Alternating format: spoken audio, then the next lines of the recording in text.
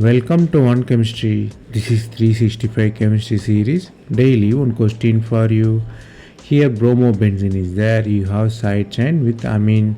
Amine is N-methyl substituted and you have sodamide. You have to guess what will be the final product.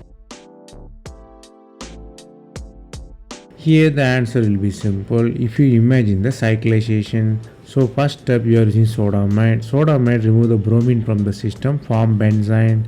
If you are interested, study the benzene mechanism separately. So benzene is there, you have internal nucleophile. So H plus remove to form a nucleophile. It attacks the second position.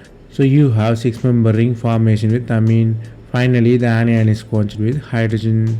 Here driving force for the ring closure is ring formation. Ring is more stable than side chain.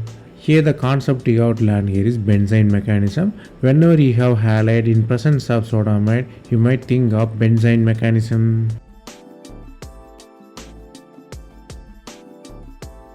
That's all from this video. Thanks for watching.